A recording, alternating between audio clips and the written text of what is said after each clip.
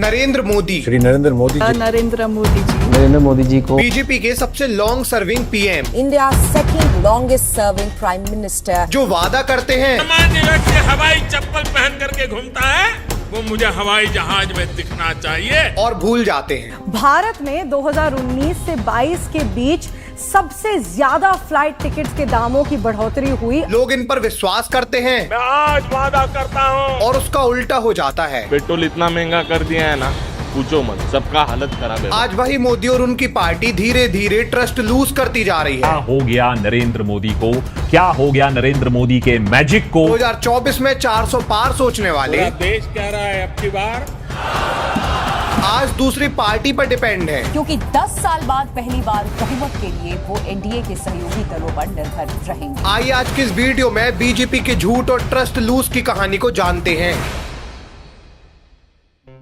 देखिए, ईयर चल रहा था 2019 का। बीजेपी की सरकार को, नरेंद्र मोदी जी को 303 सीट मिली थी। Party winning over 300 seats. ये इतनी ज्यादा सीट थी कि इतिहास में बीजेपी को इतनी सीट कभी भी नहीं मिली थी सेंट्रल के अंदर। बड़ी खबर बताना जरूरी है, ये बीजेपी का जो खबर है, बीजेपी का ये अब तक का सबसे शानदार प्रदर्शन है। इवन अटल बिहारी वाजपेयी जो राज धर्म का पालन करते थे, मेरा एक ही संदेश है कि वो राज धर्म का पालन करें। इनको तक इतिहास में इतनी सीट नहीं मिली थी, लेकिन नरेंद्र मोदी को इतनी ज्यादा सीट मिल गई। Incumbent Prime Minister Narendra Modi has dominated this election. और यही कारण था कि इतनी सीट मिलने के बाद बीजेपी के नेता कुछ भी बोलने लग गए। ये तक बोलने लग गए कि पेट्रोल 15 रुपए लीटर मिलेगा। 15 रुपए लीटर पेट्रोल का भाव होगा। ये इतना कॉन्फिडेंट हो गए कि इनको लगा कुछ भी बोल दो और 400 पार सीट आ जाएंगी 2024 इलेक्शन में। पूरा देश कह रहा है अब की बार।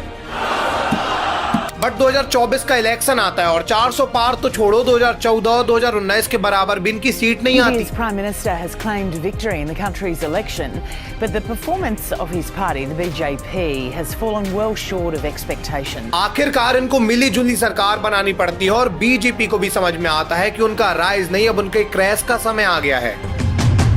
लेकिन सवाल यह है कि नरेंद्र मोदी का, बीजेपी का डिक्लाइन क्यों हो रहा है और एकदम से लोग राहुल गांधी को पसंद करने क्यों लग जा रहे हैं?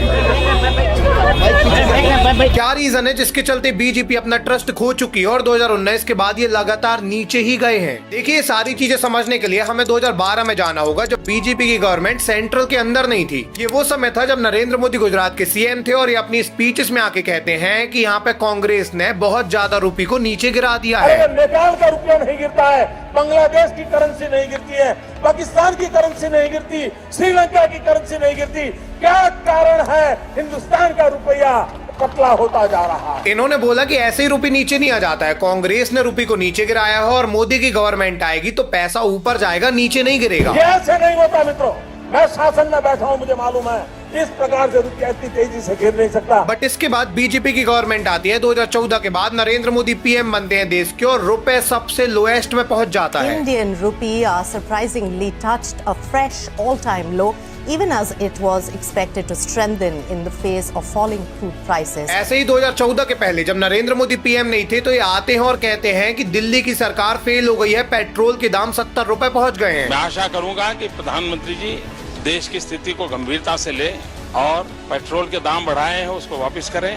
उन्होंने देश में जिस प्रकार से पेट्रोल के दाम बढ़ा दिए, ये दिल्ली सरकार की शासन चलाने की नाकामयाबी का जीता जागता सबूत है। बाद में जब ये पीएम बनते हैं तो पेट्रोल अपने हाईएस्ट में पहुंच जाता है और 120 रुपए लीटर हो जाता है। कारण ये है कि मुंबई शहर में अब जो पेट्रोल की कीमत है पर लीटर वो 120 रुपए पार हो गई है और जो डीजल की कीमत है वो अब शतक लगाने की कोशिश कर रही है। अब देखिए, सारी चीजें बोलने के बाद ये 2014 में जीत चुके थे, लेकिन 2014 के बाद 2019 तक ये सारी चीजें दबा दी जाती हैं। इन्होंने बड़े बड़े वादे तो किए थे कि गवर्नमेंट बनने के बाद हम ये करेंगे वो करेंगे, लेकिन 2014 के बाद ये कोई भी वादा पूरा नहीं करते हैं। बट होता क्या है कि 2014 से लेकर 2019 तक पूरी मीडिया इनकी अच्छी बातें बताती है और इनकी ये बेकार बातें बताती ही नहीं है। सुपरमैन एक काल्पनिक चरित्र है, ऐसा इंसान जो पलक झपकते यहाँ से वहां चला जाए, कुछ अच्छा करने के लिए जमकर मेहनत करे, पसीना बहाए, जिसके लिए आराम हराम हो, वो कहलाता है सुपरमैन। मीडिया याद ही नहीं दिलाती कि इन्होंने क्या क्या वादे किए थे और ये कोई भी वादे पूरे नहीं हुए हैं।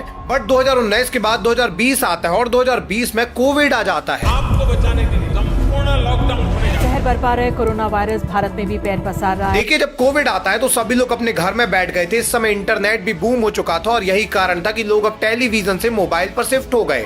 मोबाइल पर जब लोग शिफ्ट होना स्टार्ट करते हैं तो ये न्यूज की जगह इंडिविजुअल यूट्यूबर को देखना स्टार्ट करते हैं। यहाँ से ही यूट्यूबर्स का राइज होता है, एक इंडिपेंडेंट क्रिएटर का राइज होने लग जाता है। यहाँ से ही लोगों को समझ में आता है कि बीजेपी इतने सारे झूठ बोलती आ रही है लगातार और आज तक इन्होंने एक भी वादा पूरा नहीं किया है। यही सबसे बड़ा रीजन था और सबसे पहला पॉइंट था जिसके चलते बीजेपी अपना ट्रस्ट लूज करना स्टार्ट कर चुकी थी। लोगों का भरोसा बीजेपी से उठने लग गया था क्योंकि लोग अब यूट्यूब में आ गए थे। 2014 में बड़े बड़े वादे करने के बाद ये इलेक्शन तो जीत गए, 2019 में भी ये जीत गए क्योंकि उस समय तक सोशल मीडिया इतने बूम में नहीं था, लोगों को इनकी सच्चाई नहीं पता थी। लोग 2019 तक ज्यादातर न्यूज चैनल में व्हाट्सएप में भरोसा करते थे, बट 2020 के बाद सबको समझ में आ गया कि व्हाट्सएप में भी बीजेपी IT सेल पूरा गेम खेल रही है। लोगों को ये भी समझ में आया कि न्यूज चैनल पूरे बिक चुके हैं, ये गोदी मीडिया बन गई है। और इसलिए लोग जब यूट्यूब देखने लगे, लोगों को जब फैक्चुअल बातें पता लगी तो लोग बीजेपी को सपोर्ट करना बंद करते हैं और बीजेपी अपना ट्रस्ट लूज कर देती है। और ये वही पॉइंट था जहाँ पे एक इंडिपेंडेंट यूट्यूबर ने मेन स्ट्रीम में बैठे हुए जितने भी न्यूज चैनल थे इनकी मोनोपोली खत्म कर दी थी। एंड यहाँ से ही लोगों के जो व्हाट्सएप में IT सेल के मैसेज आते थे, लोग इसको भी रीचेक करने लग गए और लोगों को समझ में आया ये सारी चीजें झूठी आ रही हैं। ये सब जब हो रहा था, इसी सेम टाइम पर नेताओं का भी राइज हो रहा था, जैसे कि अरविंद केजरीवाल की जो आम आदमी पार्टी थी, दिल्ली के बाद पंजाब भी जीतने लग जा रही थी। यहाँ से एक चीज क्लियर थी कि दूसरी पार्टी भी ऊपर जा रही है और बीजेपी को ये देखा नहीं जाता। लोगों को एक्चुअली में अब समझ में आता है कि जो ED है, CBI है, जो ये अरेस्ट कर रही है दूसरी पॉलिटिकल पार्टी को, ये एक्चुअली में काम कर रही है बीजेपी के लिए, नरेंद्र मोदी के लिए। हाँ, भले किसी नेता ने स्कैम किया हो, चाहे वो अरविंद केजरीवाल हो, कोई और हो, तो जेल जाना बनता है। ये जेल गए भी। Sitting chief minister has been arrested. Delhi chief minister Arvind Kejriwal has been arrested. But बात यही थी कि जो भी नेता स्कैम करता था जेल जाता, अगर वो बीजेपी को ज्वाइन कर लेता तो तुरंत उस पर स्कैम के चार्ज हट जाते, तुरंत उस नेता को क्लीन चिट दे दी जाती कि इसने किसी भी प्रकार का स्कैम नहीं किया है। जैसे कि शरद पवार, जिनके ऊपर 70,000 करोड़ रुपए के स्कैम के चार्जेस लगे हुए थे, लेकिन बाद में जब ये बीजेपी ज्वाइन करते हैं तो इनको क्लीन चिट दे दी जाती है और ये स्कैम के चार्जेस सब हटा दिए जाते हैं। अब ये सारी चीजें देखकर लोगों को समझ में आ गया कि बीजेपी सबको कंट्रोल कर रही है, जो नेता स्कैम कर रहे हैं उनको जेल में डाल रहे हैं और जैसे ही वो बीजेपी में आते हैं तो उनको क्लीन चिट दे रहे हैं। साथ में ही जो बीजेपी में नहीं आ रहा है वो जेल में ही पड़ा रह रहा है और ये मोनोपोली क्रिएट कर रहे हैं। यहाँ पे डेमोक्रेसी खतरे में है। यही सेकंड सबसे बड़ा रीजन था जब ये सामने वाले नेताओं को जेल में डालना स्टार्ट करते हैं, लोगों को ट्रस्ट बीजेपी से और ज्यादा हटने लग जाता है।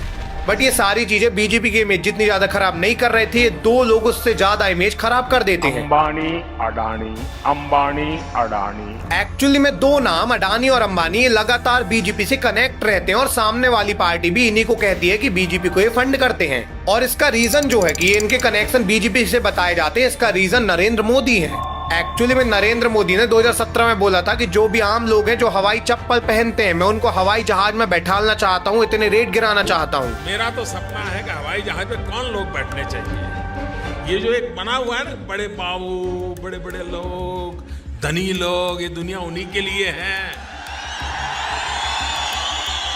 इस देश की जो सुविधाएं अमीरों को प्राप्त हैं, वो मेरे देश के गरीब को भी मिलनी चाहिए।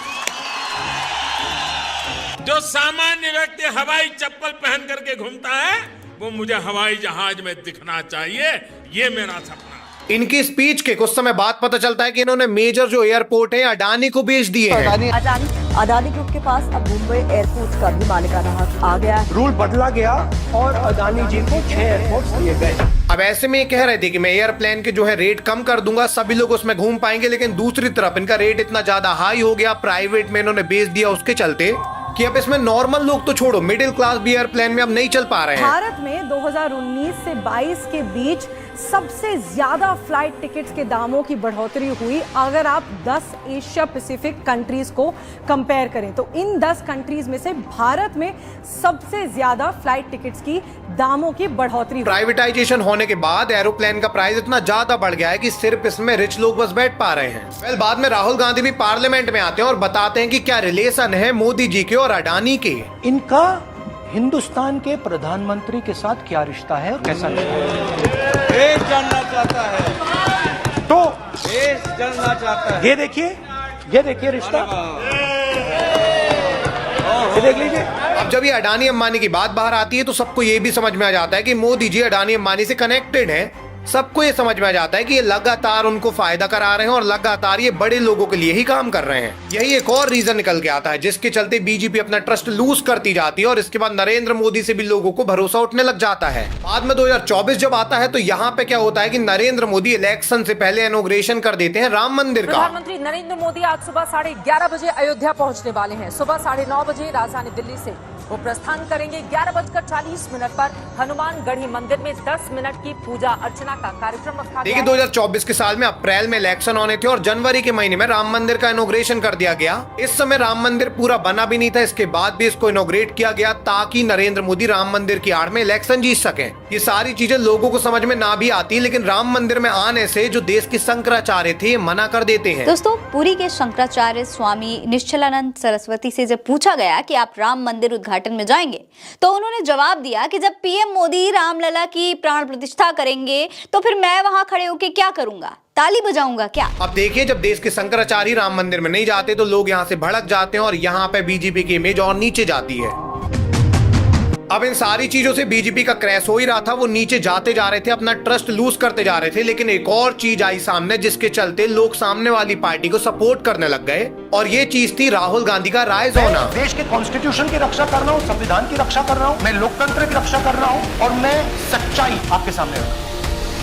देखिए, किसी भी देश की डेमोक्रेसी को चलाने के लिए बहुत जरूरी है कि रूलिंग पार्टी के साथ अपोजिशन बहुत स्ट्रांग रहे और वो लगातार रूलिंग पार्टी के ऊपर सवाल जवाब पूछे। इसी तरीके से डेमोक्रेसी चलती है और यही कारण है कि एक गवर्नमेंट फिर गिरती है और दूसरी गवर्नमेंट राइज में आती है, दूसरी गवर्नमेंट पावर में आती है जब वो लगातार क्वेश्चनिंग करते हैं। बट 2020 तक कांग्रेस ऑलमोस्ट एंड हो चुकी थी। 2014 के बाद 2020 तक कांग्रेस का पता भी नहीं था और 2020 में तो ये बिल्कुल ही कोलैप्स कर गई थी। लेकिन 2020 के बाद कांग्रेस का एकदम से राइज हुआ और सामने आते हैं राहुल गांधी। राहुल गांधी एक स्ट्रॉन्ग पर्सनैलिटी बन के सामने आते हैं, बताते हैं ये कि ये कोई पप्पू नहीं है बल्कि ये भी पीएम बन सकते हैं देश के।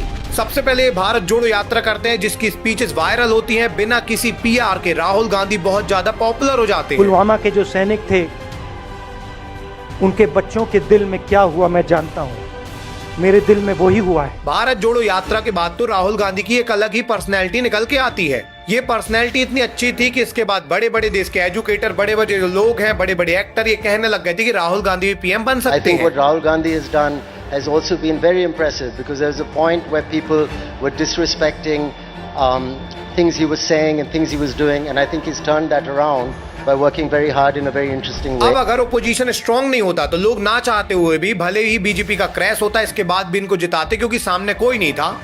लेकिन राहुल गांधी का भी इसी समय राइज हो रहा है जब बीजेपी का क्रैश हो रहा है और ये चीज बता रहा है कि बीजेपी अब टोटल ट्रस्ट लूज कर चुकी है। इवन लोगों का भी अब मानना है कि अगले पीएम भी राहुल गांधी बन सकते हैं। अभी आप देखोगे तो सितंबर के महीने में द वायर ने 2 लाख से ज्यादा लोगों का एक सर्वे किया।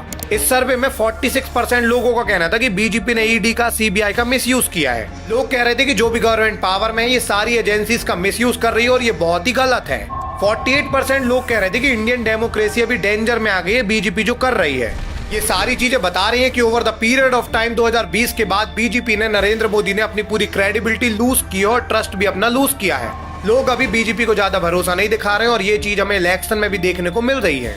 वैसे आपकी क्या राय है बीजेपी के बारे में, जरूर से बताइएगा कमेंट सेक्शन में। अगर ये वीडियो आपको पसंद आई है तो रियलिटी ऑफ नरेंद्र मोदी की ये video, the rise of Rahul Gandhi की वीडियो जरूर से देखिएगा। मिलेंगे किसी अगली वीडियो में, तब तक के लिए धन्यवाद।